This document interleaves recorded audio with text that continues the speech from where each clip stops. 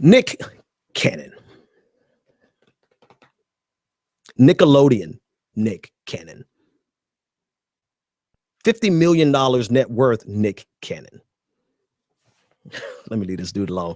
I'll leave you alone as soon as I get done with this video. Nick Cannon made a video called Too Broke to Vote. First of all, okay, no. I'm trying my best to just discuss the content and not discuss Nick Cannon. So I'm gonna do better. It's like I've had like 13 conversations in my head just now about the title and Nick Cannon.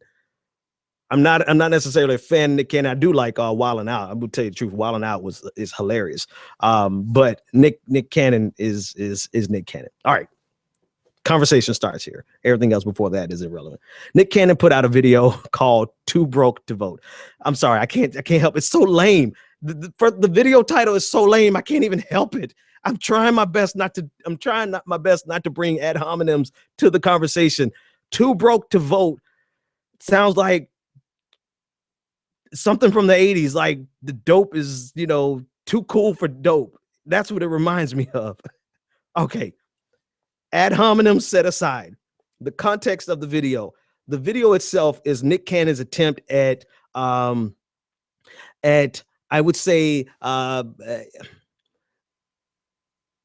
this intellectualism. There you go. That's the best way. It's an attempt at intellectualism. And the premise of the video is that he's basically saying that he's too broke to vote and most people are too broke to vote, and that we need to be about chasing money and not worrying about, choosing between your two poisons, that elections are essentially choosing between two poisons. How do you want to poison yourself? That's like a line from it. And so it's being heralded as this great piece of work by Nick Cannon that's so enlightened and so intellectual and so profound, because it's forwarding this idea that the system is broken and that therefore we should not participate in this system because voting is going to be irrelevant. Your vote doesn't really count anyway because people like to say, "Ooh, the electoral college," like dum dum dum. The electoral college really makes your vote irrelevant.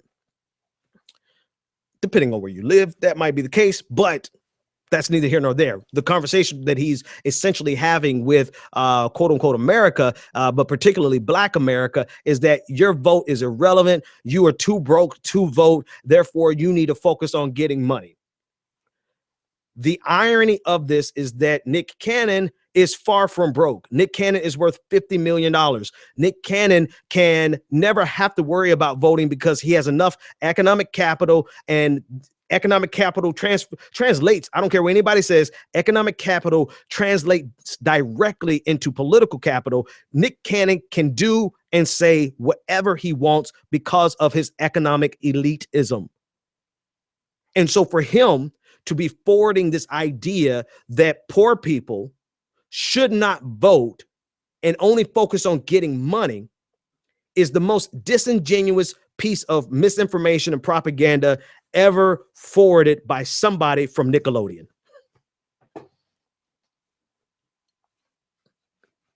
I'm sorry, God.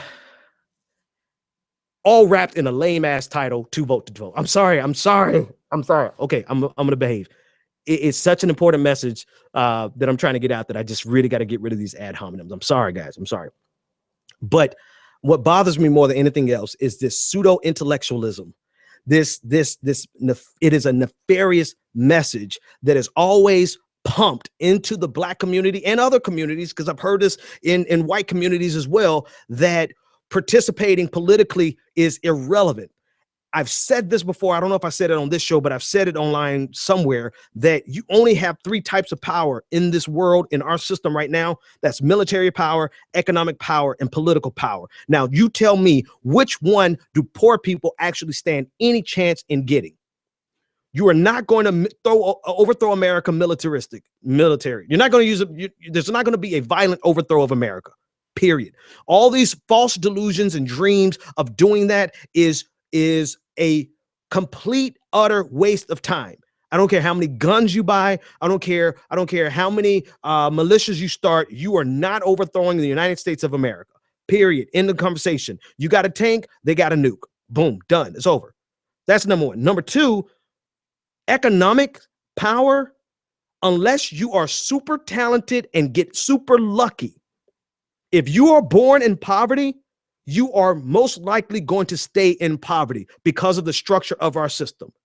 So gaining economic power is, in a sense, almost a pipe dream when you are working for the minimum wage. Which brings me to the biggest hypocrisy in this entire conversation, which is you're dealing with people. If they are not themselves making minimum wage, they know somebody who's making minimum wage. They've got friends, they've got relatives. We all know somebody who's making minimum wage. And you're telling them that in this election, when it's a difference between getting no increase in the minimum wage or getting $12 in minimum wage or getting $15 in minimum wage, you're telling them that they should not participate because they're too broke to vote. Does anybody see the asinine hypocrisy of that?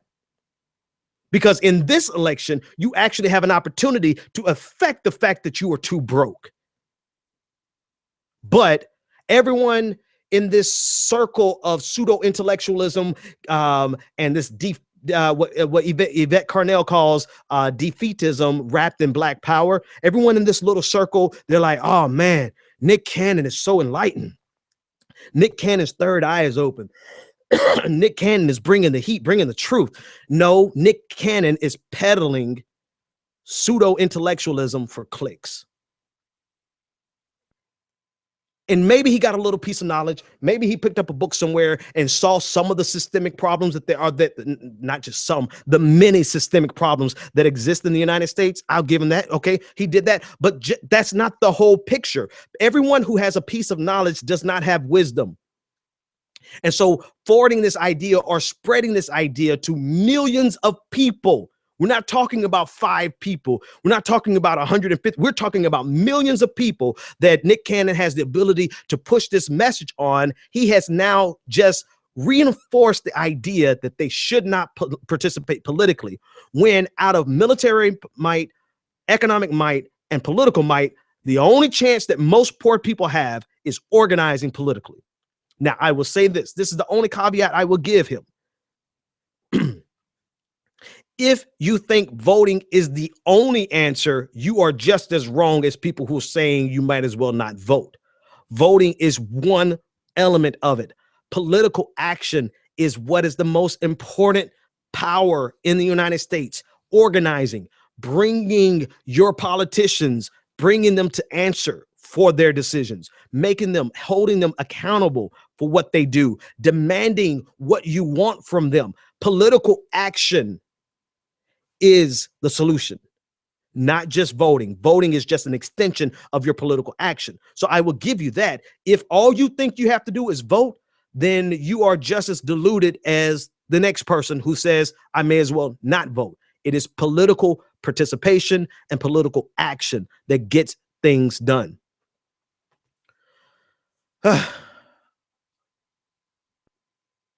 But at the very beginning of the video, this is the last thing I'll say about this. At the very beginning of the video, he's standing outside of a voting place, a polling place, and the precinct, whoever was in charge of the precinct, came out and said, is what you're doing, Nick Cannon, political? And he says, everything in life is political.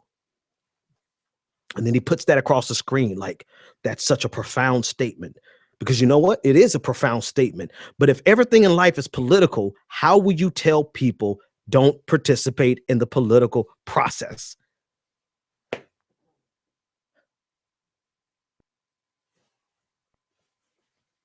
This pseudo intellectualism, and I call it pseudo because it's like you got a book, you learned something, but you did not get the holistic view, but you ran and started your entire platform. You created this entire existence off of one vantage point, off of one perspective without getting a holistic view.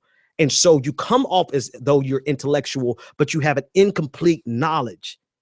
So yes, it is pseudo intellectualism wrapped in militancy and revolution, and a revolutionary spirit, in faux revolution, because laying down your political activism, your political action, your political participation, and your vote, laying those things down It's not revolutionary. It's cowardice.